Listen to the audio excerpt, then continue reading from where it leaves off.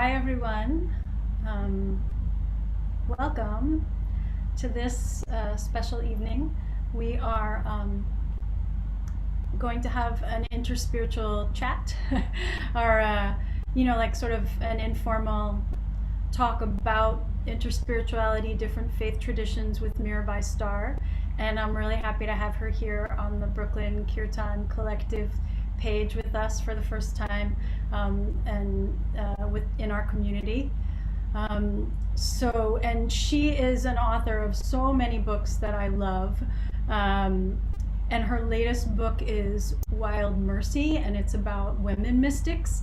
And it just so happens that it's coming out, the audio book is coming out on Tuesday on Audible, so we've posted the link to her website so you can go there. Her books are extraordinary, and she'll be doing some readings tonight as well, so you'll get a little taste. I just want to say that my inspiration for doing this, I had for a long time wanted to talk to Mirabai in this way, because I've been doing this chant that I just released, Ubi Caritas, which is, a Christian chant in Latin, and that's different for those of you who know me than what I do usually. And I really love it, and I didn't grow up Christian, at all. And so it's been interesting, like the weaving of coming from the Neem Karoli Baba satsang and Siddhi Ma being my teacher, and chanting in the Hindu tradition, and then starting to open it up. I did a program at the Cathedral of St. John the Divine for years, where I started to really feel the teachings of Christ, and it felt to me like Kenchi. It felt resonant in the same way, and so this chant, Ubi Caritas, resonates with me in the same way. And so when I was thinking about the chant and that it was just released, I thought it was great timing to talk to Mirabai and have this kind of conversation. And also, we've only really done chanting here. We did the night of Siddhi Ma stories, right? But we haven't done,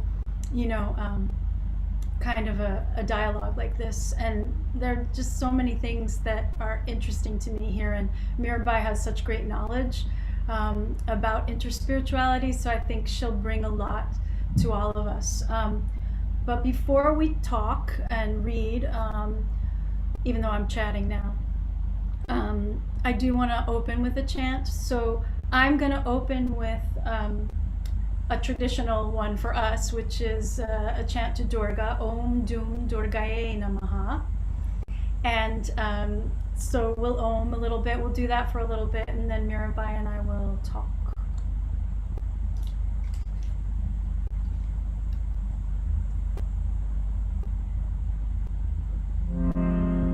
Let's Om, everybody, huh?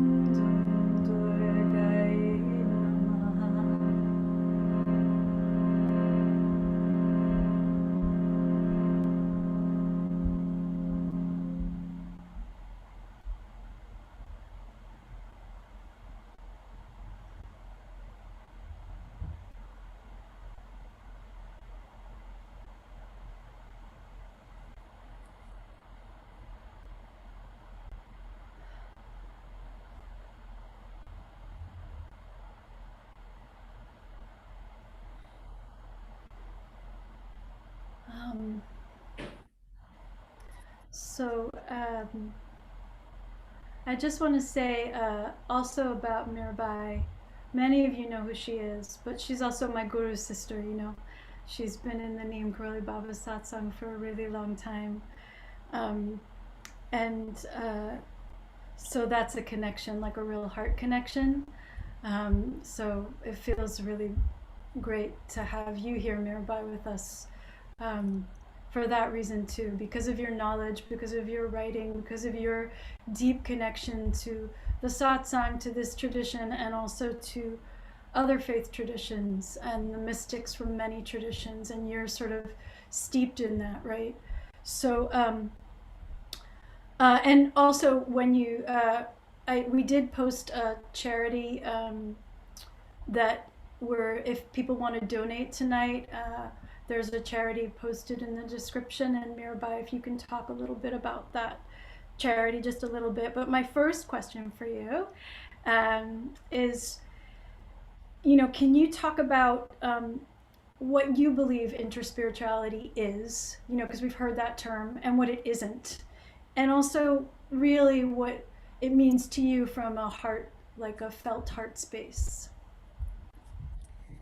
Thank you, Ambika, and thank you for inviting me to do this, to gather with all of you this way. It's such an honor. I tune into the Brooklyn Kirtan Collective from time to time, and you and I have actually done something like this together years ago. We did poetry and kirtan with you and Shama and Nina and me.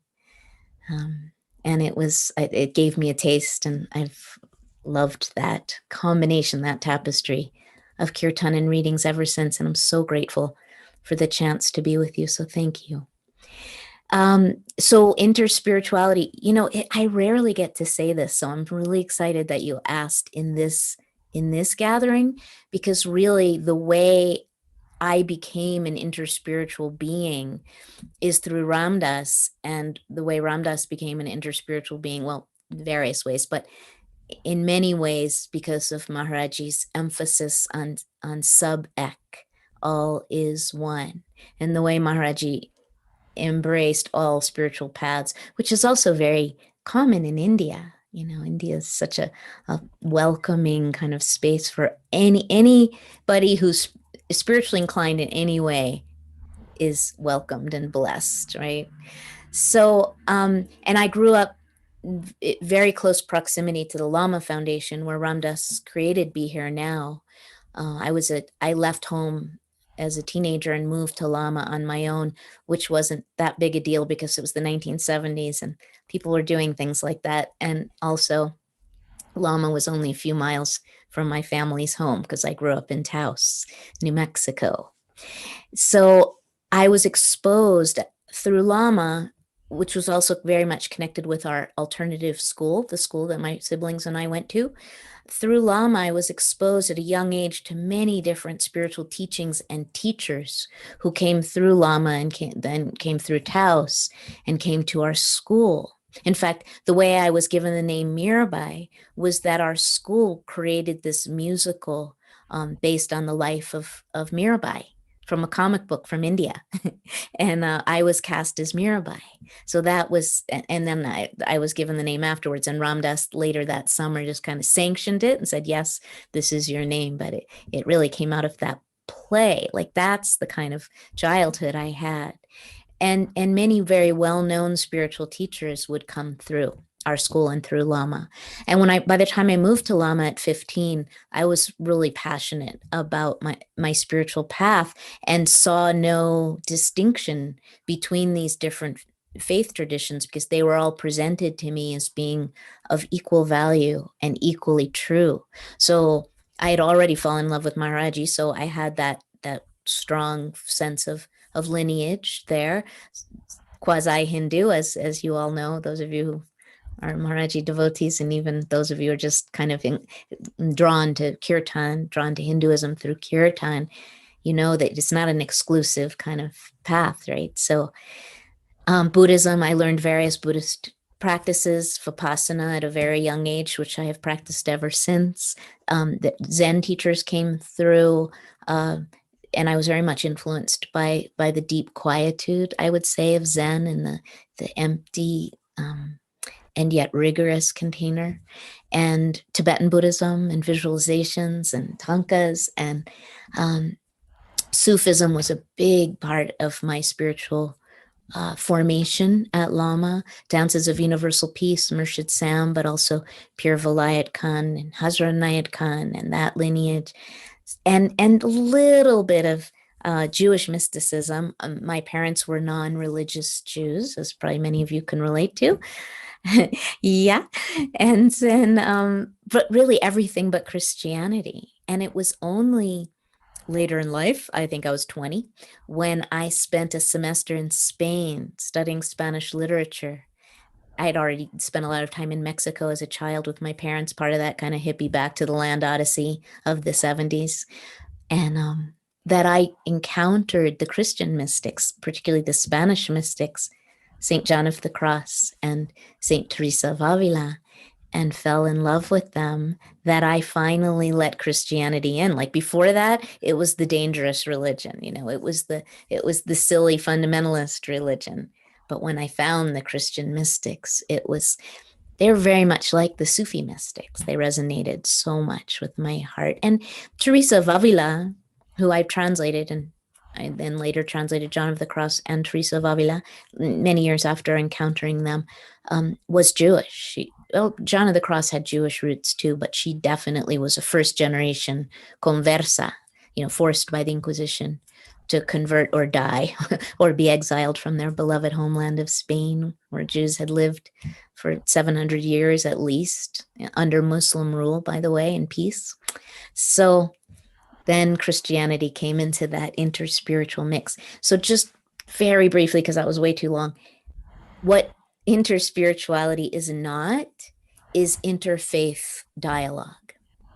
Interfaith dialogue is beautiful, but it's much more of an intellectual kind of orientation of learning about different religions to build tolerance, right? And interspirituality isn't interested in tolerating anything. It wants to be transformed by the encounter with the other, such that otherness dissolves completely. And so interspirituality is about experience, direct experience of the sacred in multiple spiritual spaces, let's say. Yeah. And it's about love. It's about a response of the heart. That's why I love what you're doing, Ambika, with this Ubi Caritas chant. Because kirtan, because chanting, sacred music in all spiritual traditions brings us into the domain of the heart, right? And it bypasses all of those, not bypasses in the sense of spiritual bypass, but it dissolves those boundaries between ideologies that many religions put up. That was, yeah, I love that. I don't think I've ever heard anybody give that definition of interspirituality before. So that was hugely helpful to me personally, actually, just to sort of feel the difference between that sort of scholarly learning about and that immersion kind of like, yeah, I'm really dropping in. And I think, I've felt that way, like intuitively, like I just dropped in, right? And it didn't come from an intellectual, like I should do this. It just sort of came in that intuitive way. So that's a beautiful sort of way, I think, to hold it, and experience it. And I think, like, I wanted to talk about this sort of like intuitive aspect of it, and that for me with other faith traditions, like for me also, I'm always looking for the sames, right? I'm looking for the connections, and I felt connections deeply in different traditions at different times. Like, so my story is a little different than yours, but and I was also like, my father was Jewish but not believing in God, and so I was really longing for like mysticism and connection in that way. And and I remember I read this book, Joseph and the Amazing Technicolor Dreamcoat, which then became like a musical, which I have to say I never saw a musical, but the book was like super mystical, and I was a kid and I was like, this is what I want. And I begged my father to let me go to Sunday school, and he reluctantly was like, okay, I guess if you really want to, sure. And I went to Sunday school and I lasted 2 Sundays because it was nothing like the mysticism in the book, and I didn't really connect with feel that kind of connection again until I was in gospel chorus in high school, where again I was completely out of my element. I wasn't Christian. I was a punk rocker. I had no, I was reading Nietzsche. Like I was not, in any way. And the students in this, it was at my school, but the students were all really devout Baptists. But that room, it was my first kirtan experience, like it was unbelievable how I felt in their presence, in the presence of those songs. And I will sing one from my high school gospel chorus at the end. But so I just, for me, like there's a feeling of when I come into other traditions, like I feel openness and curiosity. And I think a lot of the time we experience like religion anyway to be sort of exclusive, right? And like and there can be in the yoga community too, like I find that there's like this sense of like, oh, it's got to be pure, this is what's pure, and so I don't know, I guess I'd like to hear you talk a little more about to ways to pivot if we're feeling sort of really like this is the only way, right? That exclusivity in our practice, in our religion, or about other religions, because that's what causes a lot of conflict, right? So like, how do we do that? But also, it's also really important to remain true to our core practice, and our beliefs. So can you sort of talk a little bit about that? Yeah, let's see. So for me, the divine has always been this vast mystery that cannot be contained, and yet is my beloved, like both non-dual and specifically devotional, in the same broken open container of my heart. I say broken open because my heart's been broken enough by life's tragedies that it's just beyond repair. And so by being broken, it has opened, and it cannot seem to close up again. So I have been fundamentally incapable, but I think temperamentally incapable anyway, forever, of picking one specific spiritual path to the exclusion of any others. The key word being exclusion. Like the minute I try to drop down my roots in one spiritual space, I feel like I'm betraying my beloved somehow, because I'm saying no to the other spaces where my beloved dwells. I know. And or that I'm putting God in a box or something. And it just feels like it's just counter to the reality of this vastness of love. But I do feel deeply drawn to many different, or at least a few specific different spiritual containers that don't really hold that vast mystery, but give it shape, and beautiful shape. So when I look for that unity, also like you, intuitively, it's not that I'm trying to make them all the same. Like Sufism and Christianity and Buddhism are all really saying the same thing, and so therefore are just one big blob of a spiritual thing. It's like each one is a unique strain in this symphonic reality. Yeah, symphony or music is probably a good analogy, because all those different voices create this incredible resonance. And I've also used the analogy, I've never used that analogy before, but it's sort of an obvious one, right? Especially because I'm talking to people who are singing. But also I've often thought of bees in a garden, and how, or just bees drawn to blooming things, And those blooming things are all the different spiritual, we're the bees, and the blossoms are these different spiritual treasures, or understandings, or even spiritual paths. And a bee has this internal sense of what is life-giving, where the nectar is, and where the poison is, where the toxin is. And the bee does not drink the poison.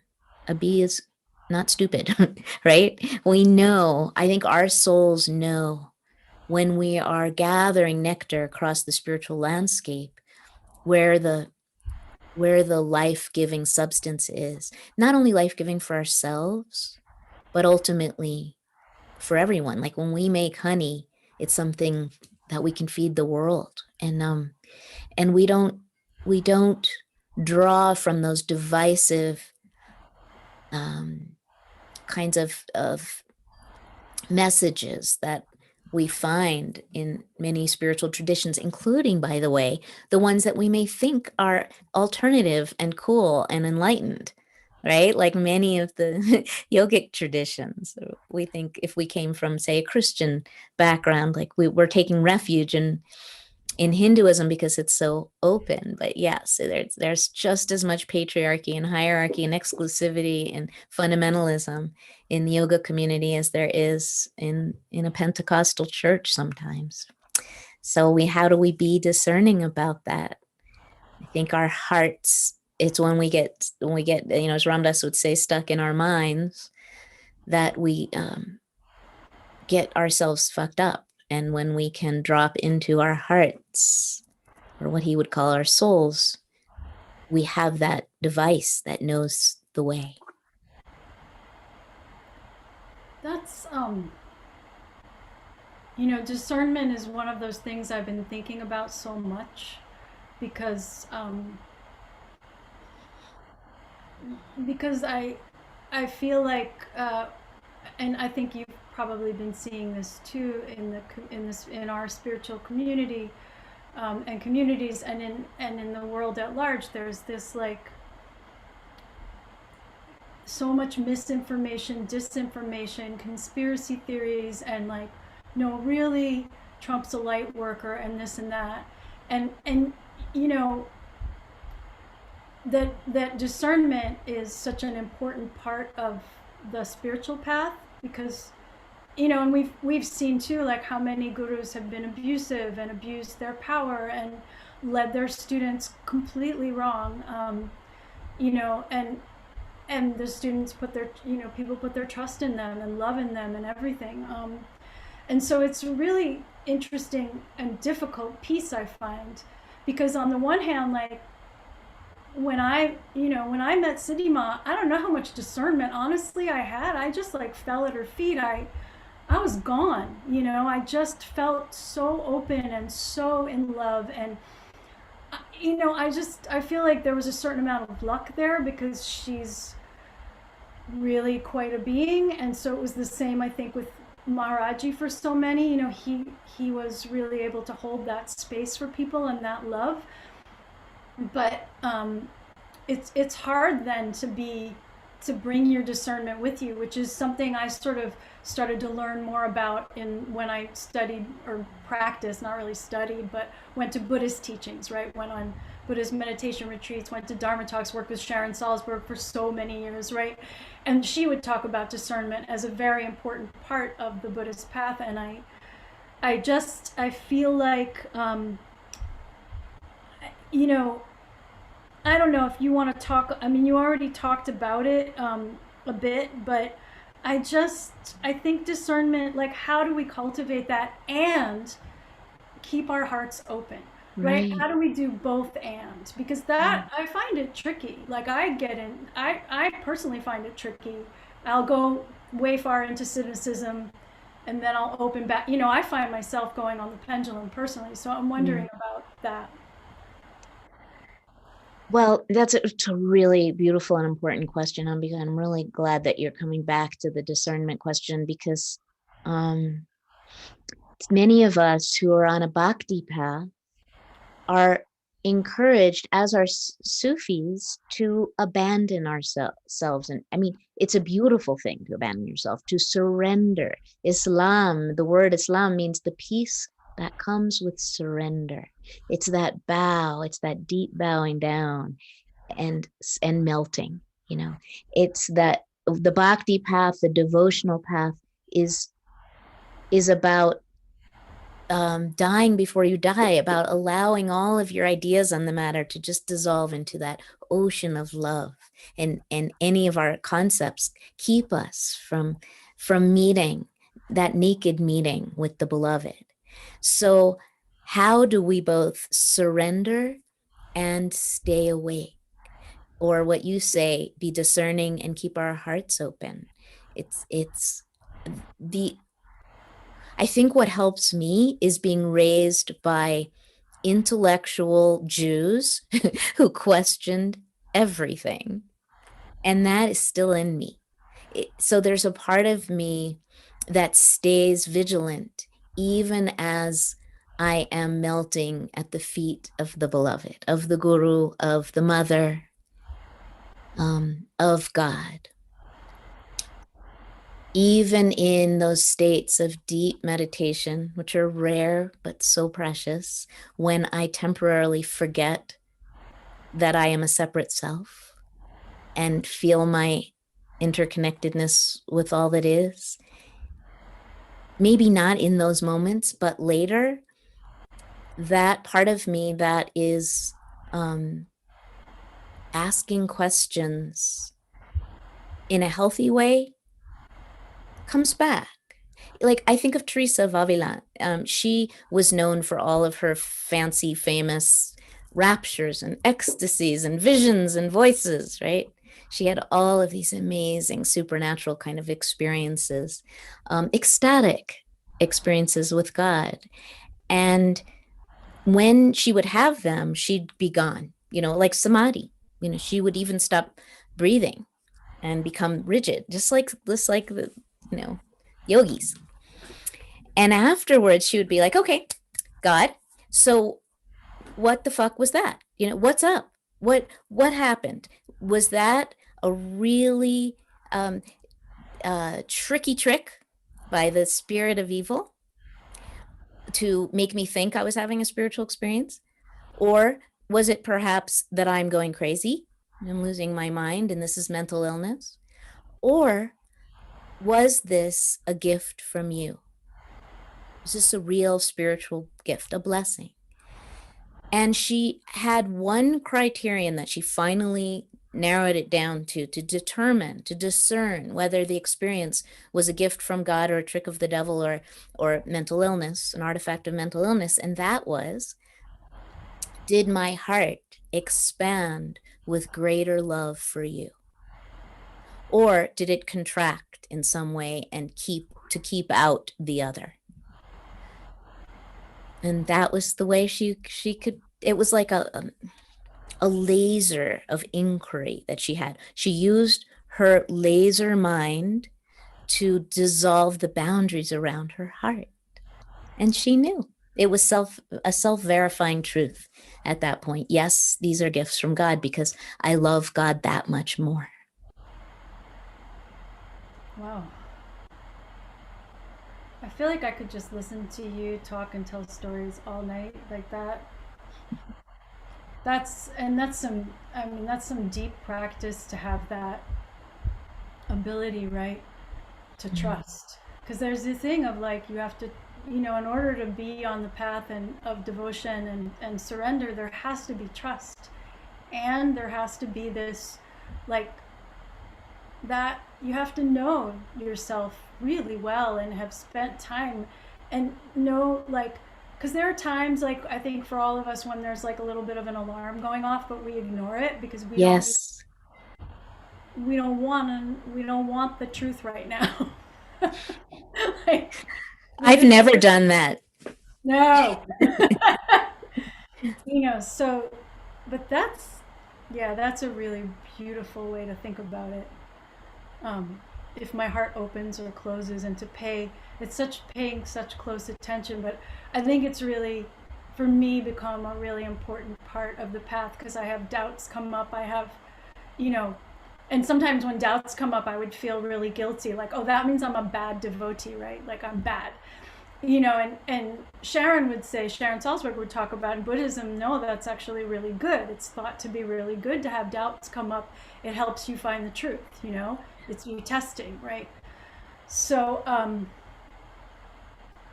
yeah, I had another question that came up when you were talking about this that now has gone out of my head. So maybe it'll come back. I had a follow-up question from something you said, but I hope it'll come back. But I'll go to another question that I wanted to just have you, if you could talk about a little bit, because I find this tricky also, this is another tricky piece, about cultural appropriation.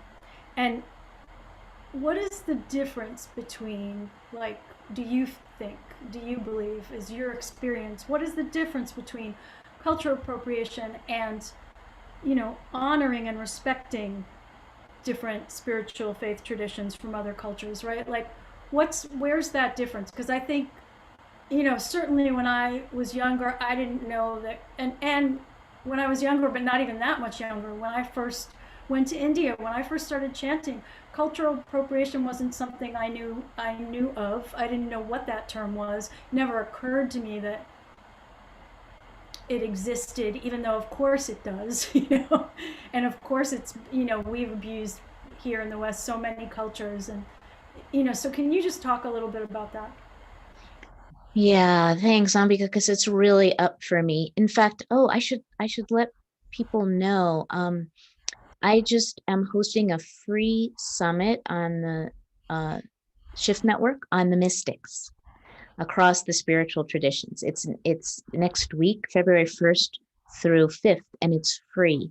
And it's 41 extraordinary conversations with living representatives in some ways of the mystics of the past who are really walking in their footsteps and inviting all of us to embody the path of the mystic in our own lives. And I was asked to do one session myself, even though I'm the host. And I could have done it on any of the different mystics that I've written about and love and translated, but I decided to do it on cultural appropriation and interspirituality because this is so up for me. In fact, I asked a Black woman to interview me and ask me the hardest questions she could about this topic because I want to be challenged about it. I have made my living, my entire career, advocating for interspirituality without being responsible about what that means. It's just I mean, it's beautiful. The path of interspirituality is so rich and beautiful, and it does connect us with many different communities, and it really affirms our inherent oneness as a human family. It has many beautiful elements. It opens our hearts. But if we as white people, Westerners, just help ourselves to every spiritual treasure that we encounter as if we're entitled, it's just more colonialism, it's more white privilege, it's more white supremacy. And I'm having a big and uncomfortable, but very exciting awakening around this very topic right now. So what I'm coming up with, because this is a work in progress, is a few things.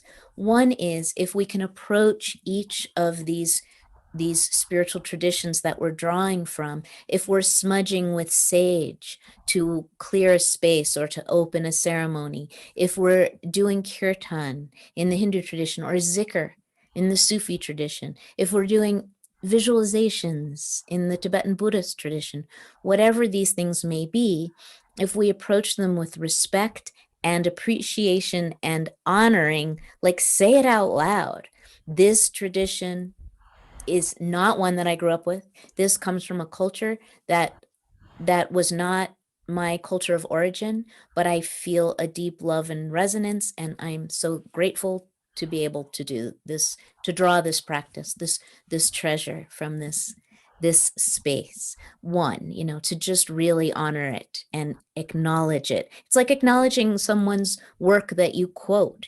People do that, like throw out quotes all the time and don't acknowledge the source or the translator. As a translator, that's one of my pet peeves. Translations are very specific to the translator.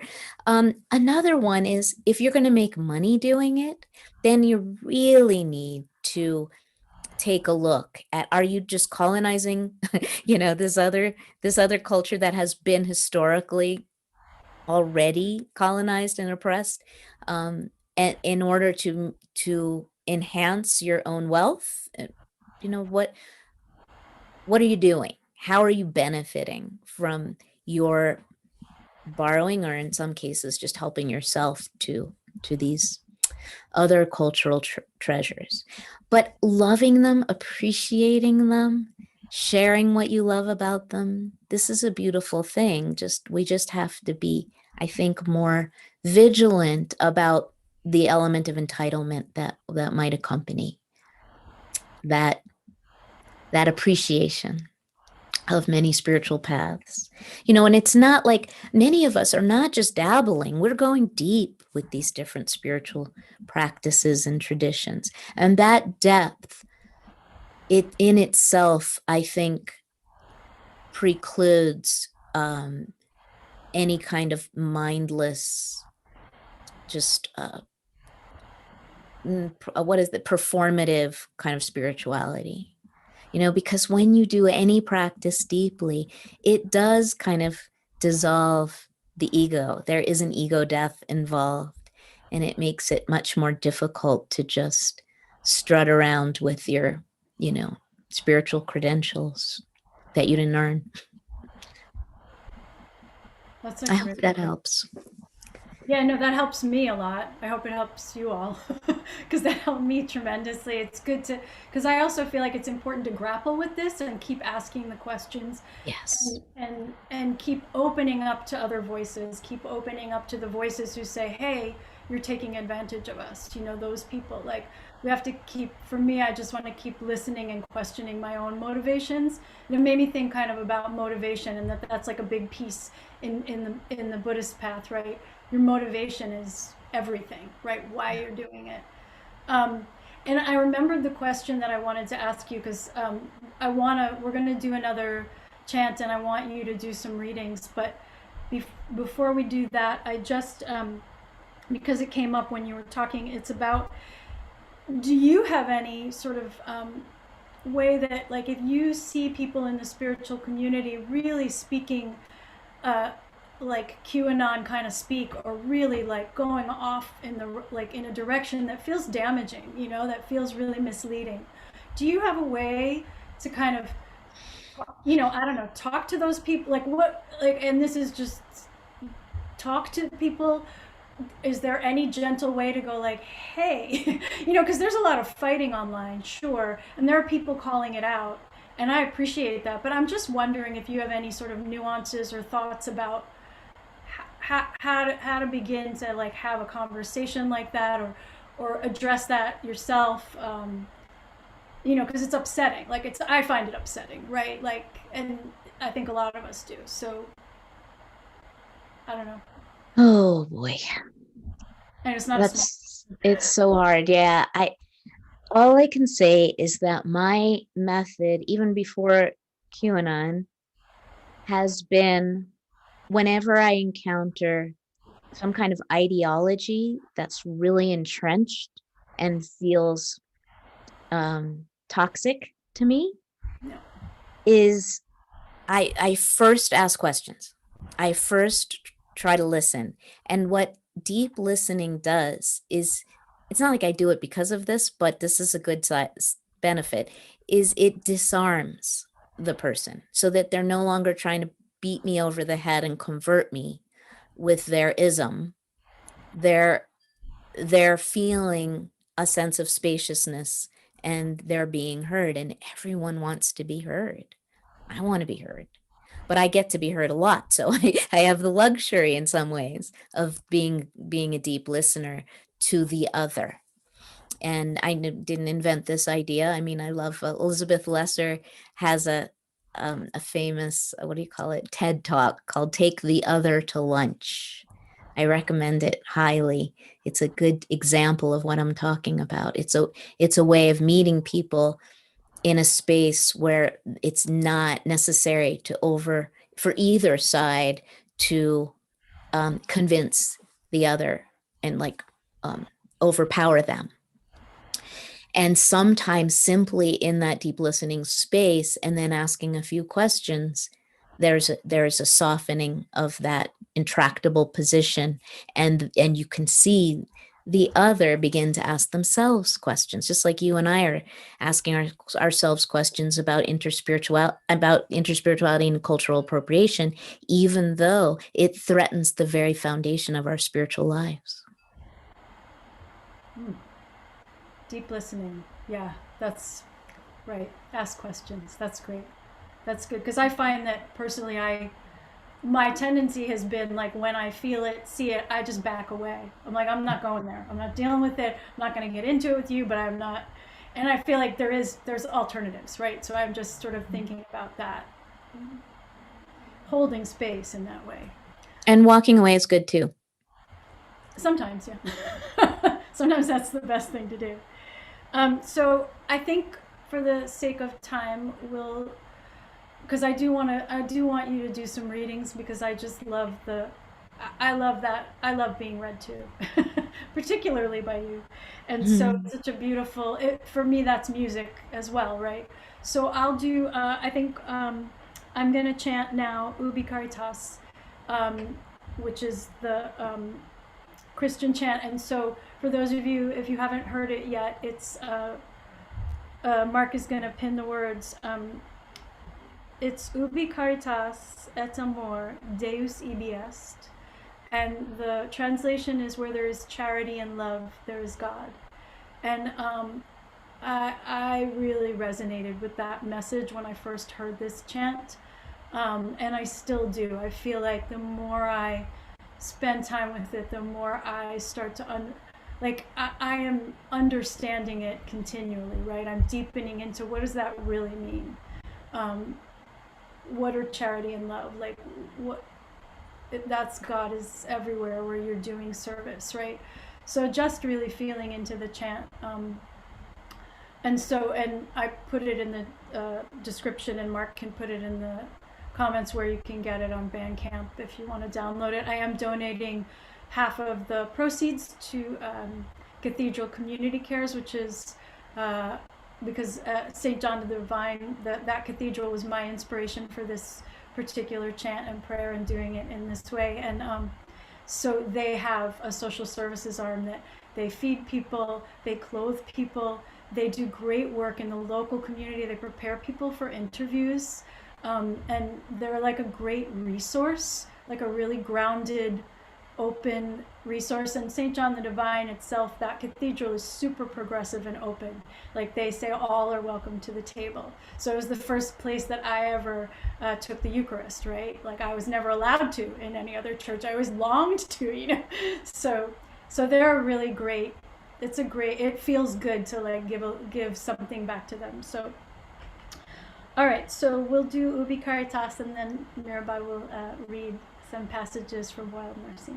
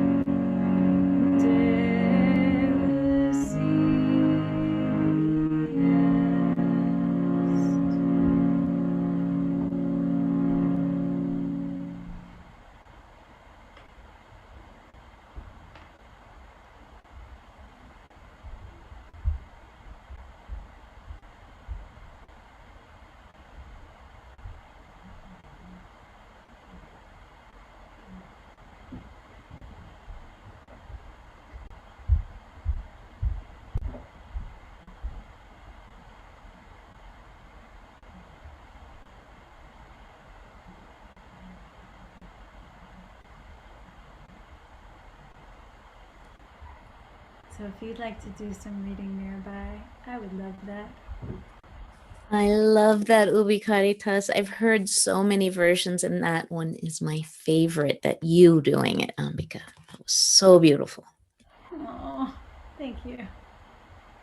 When I first heard the recording last week, it just ran through my mind all night that night. And now I know it's going to happen again tonight. I hope it does. All right. In the interest of time, because I would love to be able to open this for some questions and responses, I'll just read a couple of short passages from Wild Mercy. So this is my latest book, Wild Mercy, Living the Fierce and Tender Wisdom of the Women Mystics.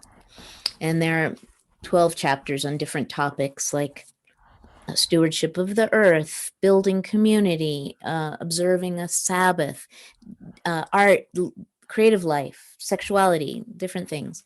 And so I'm going to, and at the beginning of each chapter, I open with a kind of prose poem. So I'm going to read you a couple of those.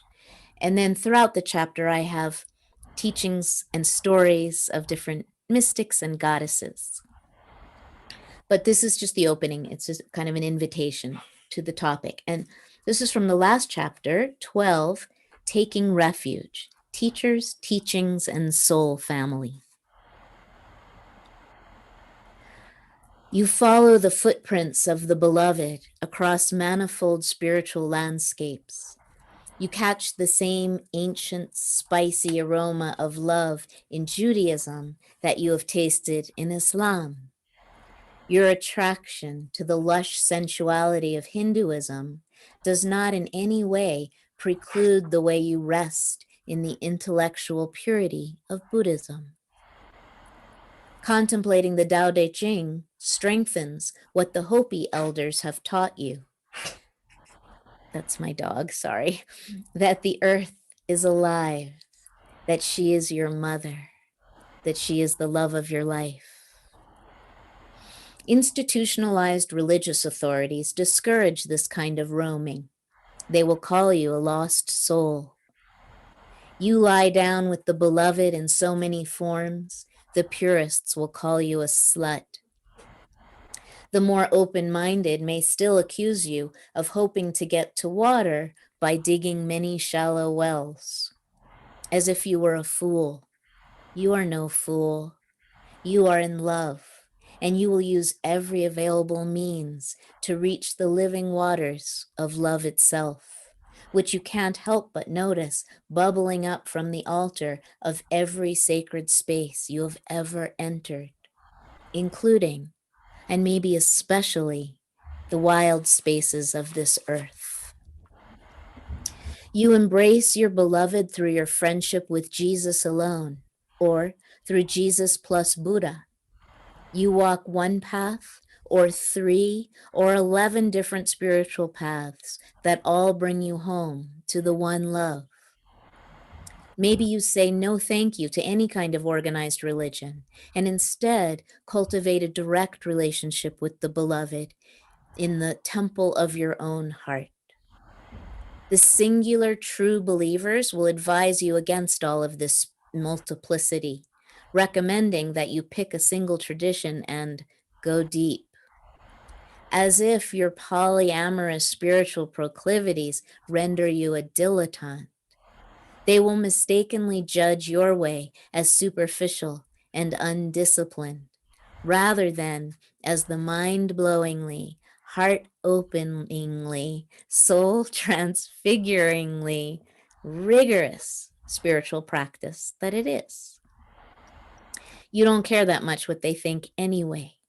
You are not about to miss any opportunity to encounter your beloved and bow down and rise up and take refuge.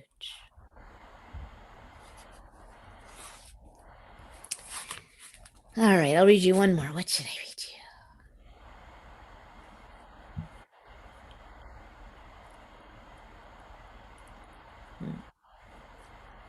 How about this one?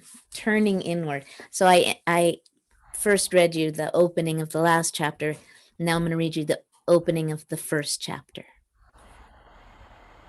cultivating contemplative life.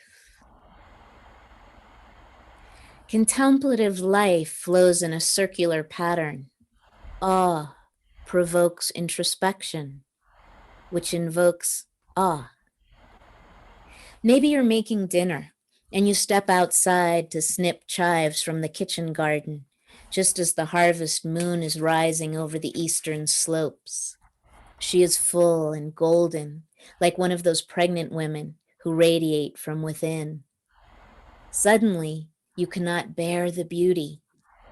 Scissors suspended in your hand, tears pooling at the corners of your eyes. You nearly quit breathing. Your gaze softens, and the edges of your individual identity fade. You are so absorbed into the heart of the moon, it feels natural, and there is no other place you'd rather be. But the onions are burning, and so you turn away and cut your herbs and go back inside. You resume stirring the sauce and setting the table. This is not the first time you have disappeared into something beautiful. You have experienced the unfettering of the subject-object distinction while holding your daughter's hand as she labored to give birth to your grandson. When you curled up in bed with your dying friend and sang her Hashki Venu, the Hebrew prayer for a peaceful sleep. While yielding to your lover's lips. You have lost yourself in heartbreak, then lost the desire to ever regain yourself, then lost your fear of death. You long ago relinquished your need for cosmic order and personal control. You welcome unknowingness, which is why seemingly ordinary moments like moonrises and lovemaking undo you. The veil has been pulled back. Everything feels inexhaustibly holy. This is not what they taught you in the church of your childhood. Your soul has been formed in the forge of life's losses, galvanized in the crucible of community, fertilized by the rain of relationship, blessed by your intimacy with Mother Earth.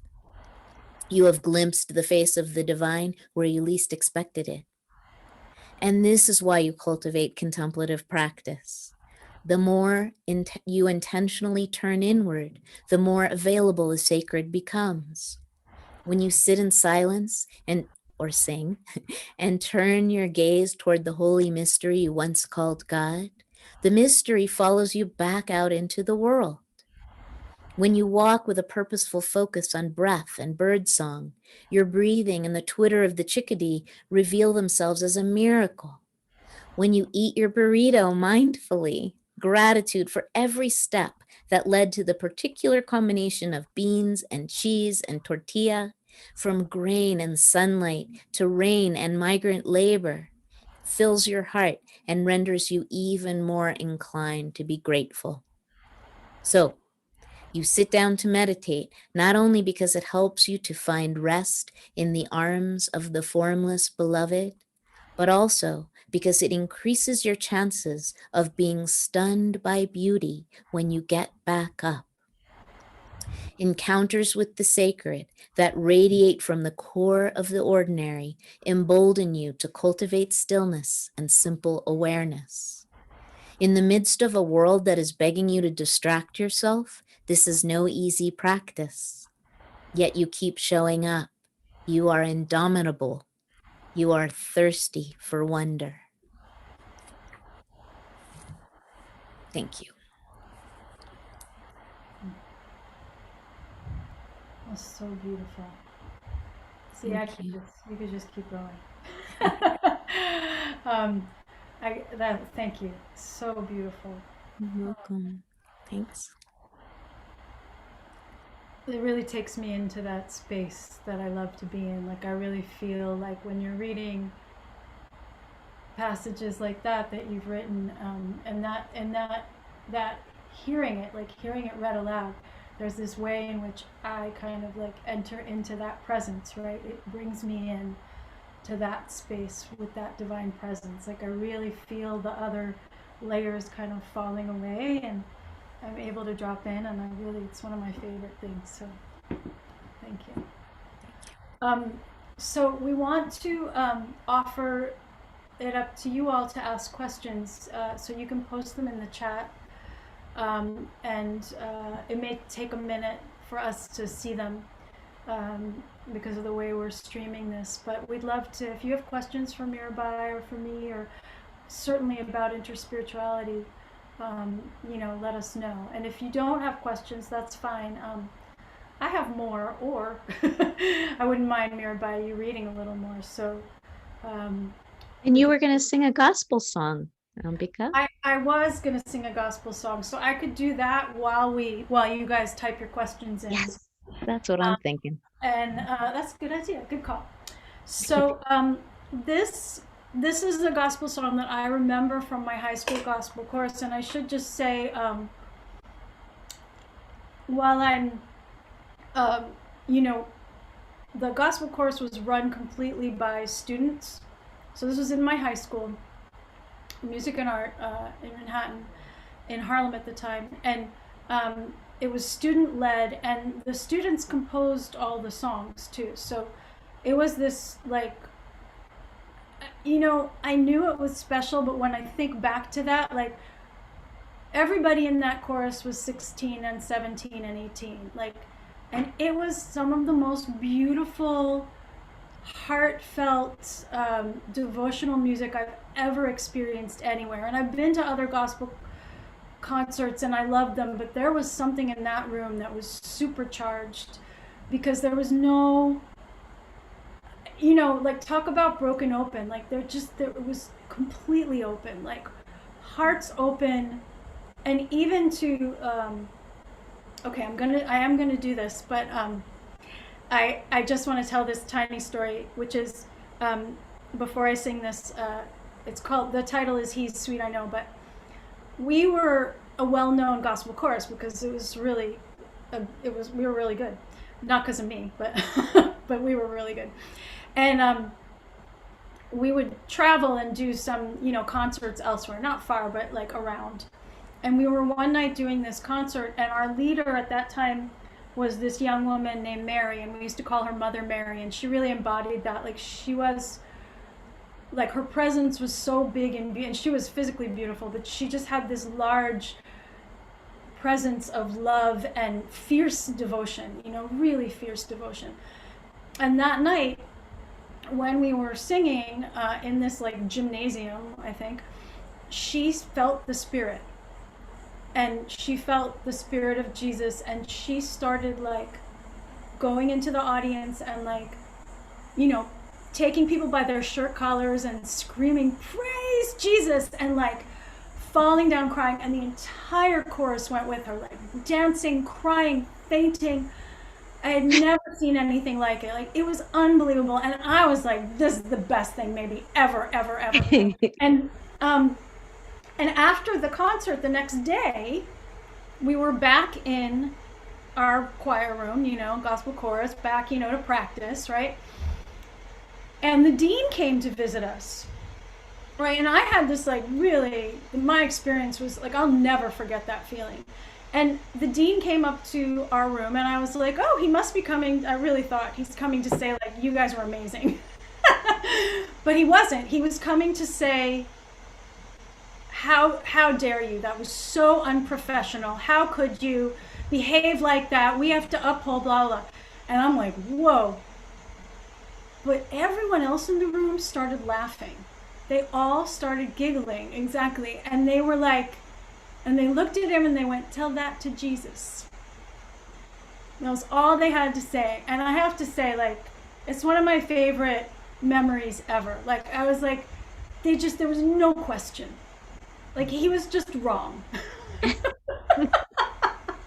That's a great story. Yeah.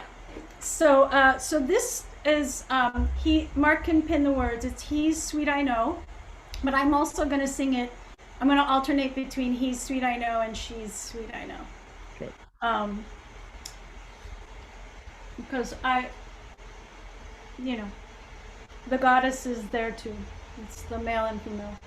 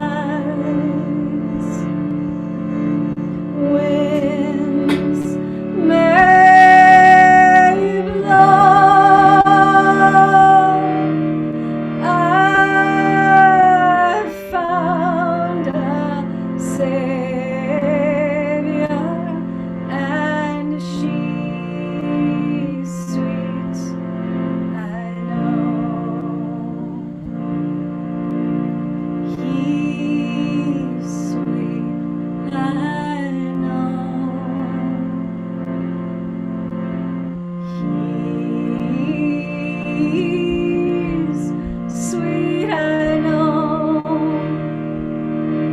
sweet, I know, sweet, I know. Dark clouds may rise, winds may blow. I found a Savior, and He's sweet, I know. She's sweet, I know. She's sweet, I know. Sweet, I know. Sweet, I know. Dark clouds may rise, winds may blow. I found a Savior, and she's sweet, I know. Last time. She's sweet, I know. She's sweet, I know. Sweet, I know. Sweet, I know. Dark clouds may rise, winds may blow. I found a Savior,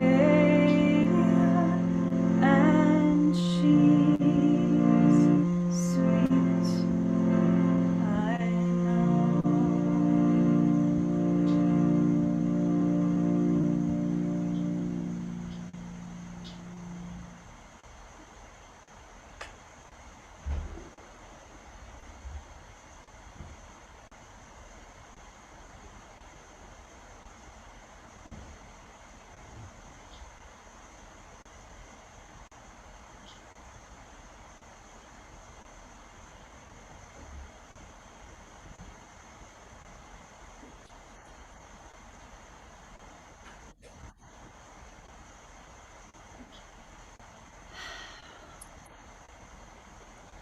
So beautiful, Ambika. Thank you.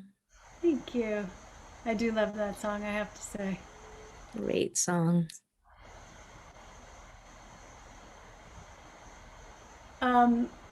Okay, so questions. This is from my friend Carolyn McCrory. Hi, Carolyn. Mirabai, do you have an audio version of your book? Yes, you do, but say it again. Tell them where to get it. So the book is called Wild Mercy. The audio book is coming out on Tuesday, this coming Tuesday, January 26th. So it's not available until then, but it will be available on that day. So we're doing a big launch. In fact, I think there's a contest where you can win, not a contest, but I don't know, my assistant set up something where you can win a free download of the book. So if you go to my website, you will find that. And I think it'll be on the Sounds True website. It's a Sounds True book. And also it's an Audible book. So you should be able to find it anywhere that Audible books are sold, Amazon, etc. Thank you for asking, because it was such a joy to record that book. You know, like you said, Ambika, there's some kind of transmission that happens when the author reads their words. And for me, there was a transmission in writing this book so I hope that really comes through. It was a lot of fun to do, and I'm super excited about it being available. Thank you for asking. That's exciting indeed. Thanks. I'm gonna get that audiobook and I'll have you with me. Thank you. So here's a question from Ilana Gustafson. I am wondering if you can speak more on that experience of discernment. You described it as a sense of the heart opening. The word trust comes to mind. Can you speak to that some more? Okay. I trust you. I trust us. I feel like there is a something implanted in our souls that know what is real and life-giving and what is toxic bullshit. And I believe in our ability to engage that innate faculty of discernment. You know, it's like in Buddhism, it's often the sword of Manjusri that cuts through illusion, but that's a kind of masculinized warrior-like version of what I'm talking about, which is much more loving and embracing. And you know, it's not like this, the feminine is just gushy. She's not. She's ferocious, but she leads with love rather than I'm going to vanquish illusion with my sword. I'm going to love it into truth. is much more of what I think the feminine way of leading with the heart is, and trusting that we do know. I mean, like you said, Ambika, when there are red flags that go up when there's something that's just off, and often we will try to override them. And I think sometimes the older we get and the more we realize that that doesn't work out very well, the less quick we are to sidestep those voices inside that say, this does not lead to more love, as Teresa of Avila would say. So it's this combination of mind and heart, you know, the two wings of the bird, without which the bird cannot lift off and soar. Yeah, that's a beautiful image, and I love the image of like, and I love that you called out that, like, because I do think of the sword, and I always, you know, think of warrior imagery, and we've been, and I love it, and we have so much of it, but it is really great to think like that. Love is incredibly powerful. Like, right. It's so much more powerful than a sword, you know. So, like, that's a really great way of thinking of love as it's a strength. Yeah. Yes. And a guiding strength. Mm-hmm. We have another one from Sita Garel. I'm sorry if I'm saying your last name not correctly. Mirabai, can you speak about the term word surrender? For me, it's about embracing what is before me. Discussion around surrender seems to have a negative connotation. Great question. Like waving the white flag, giving in, etc. And then she says, namaste. Thank you. Okay, thank you. That's such a great question.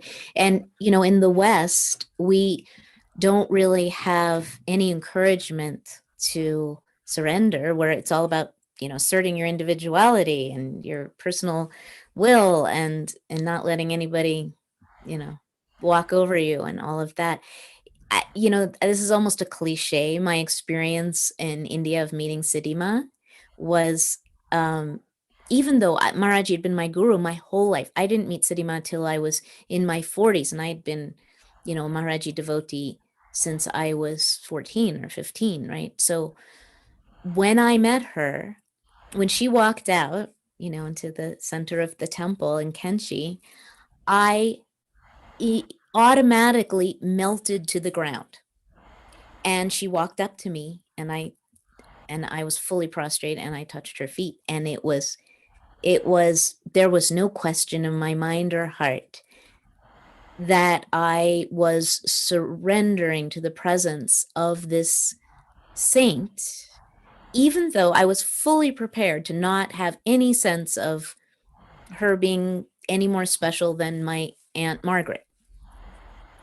Like, I didn't have a preconception. I mean, I probably did, but I didn't let it rule my experience, but the surrender was automatic. I was led with my heart, and it was transformational. It wasn't just like, okay, I'm going to go ahead and bow. Here I am in India. I was never the same after I stood back up. Never. I will never be the same. And then the subsequent times that I saw her and was able to have that experience of touching her feet were just more of that same truth of my heart, that this is what surrender means. When I took Shahada in Islam as an 18-year-old girl, I never became a Muslim. It was too constricted for me. But as part of my Sufi experience, there was a period of formal Islamic training. And what I understood was the immense power in prostration, in bowing down low to the ground, touching your heart, your forehead to the ground in surrender. It's a beautiful, life-giving experience. So, like you say, it's not waving the white flag, which is what we're conditioned to see in the West, giving up your independence and individuality. It's about becoming vast enough to be able to release any obstacles, to become naked enough to have a direct encounter with the mystery as love. My memoir, Caravan of No Despair, it's my most kind of storytelling book. It's a book about death and love. And the epilogue is about that experience with Sidima. If you're interested, it's the best effort I've come up with to describe that feeling of sacred surrender that makes us bigger, not smaller. Thanks for your question. I love that book, by the way. Thank you. From Julie von Peltz, Mirabai, do you feel the feminine energy now in our world this past week? Feels like hope and love. Yeah, I'm going to just say yes to that. Yes to that. Yes. There is something about the feminine that's inextricably entwined with that sense of hopefulness and life and chayim, hope. Beautiful, Julie. Yes, I'm with you. And look at that, Amanda Gorman reading the inaugural poem. That is the fierce feminine right there. There's hope. There's love embodied. You'd have to be in a coma to not recognize the feminine rising right now. Yeah, and I think about on the ground too, all the women who did, particularly Black women who did so much organizing work for the Senate, to like flip the Senate in Georgia. And it's astounding like how much work has been done by women on the ground that's really now we're benefiting from, right? Yes. Thank you. Maybe not. Okay. Marjorie Williams, I'm so grateful for both of you. This interspiritual path is one I've been on for endless years. Here with you both, I find validation rather than the guilt I often feel about not being able to be constant or committed. Could you do more? Or Mirabai, can you do a series like you're doing with Julian? Oh, thank you. I've done a lot of teachings around this. So if you just do a search, maybe it might be on my website. I can't remember because I don't do that stuff myself. But yes, I've done a lot of kind of series on this, and I'd love to do more. So I'm open to invitations. I'm somewhat open to invitations to do more. I'd love to. Lincoln, oh hi Lincoln. Lincoln said also, yes, same. When is the next session, please? We'll keep you posted. From Mana Naidu, thank you so much for your thoughts on cultural appropriation. I'd love to hear your thoughts on the fierce aspect of Kali. I am so in love with surrender to her. Growing up in a Hindu family, I was taught to fear her until I had a direct experience with her about 20 years ago. Wow. Oh, thank you, Mana. In Wild Mercy, I write about Kali, and I preface it by saying Kali is probably the most culturally appropriated goddess of any tradition by Westerners. We just love to just throw Kali around as if we knew what we're talking about. I actually have a daughter named Kali, or a stepdaughter. It's but what you're saying is that fiercely loving aspect of Kali is what is most real about her, and that it seems to penetrate all the fog of Western misconceptions and preconceptions about who and what Kali is. So my first thing is to just bow to you, because for us, Kali is just like another beautiful goddess that we can resonate with. For you, she is God, and is that primary channel to the great mystery. But what I learned from Ram Dass when I was very young, when I was a young teenager, about Kali, that I hope is true, still feels true, is that she will do anything to protect her beloved children. That it's the absolute unconditional mother love.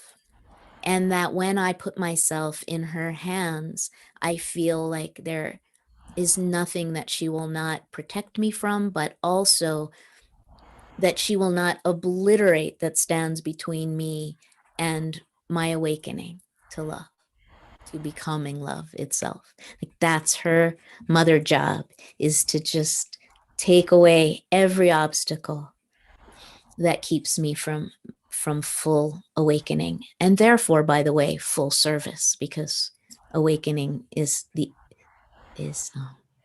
only possible outcome of any kind of awakening, is to give ourselves in loving service in the world while we're here, which is so fleeting. So thank you, and deep bow to you. I want to learn about Kali from you. Yeah, same.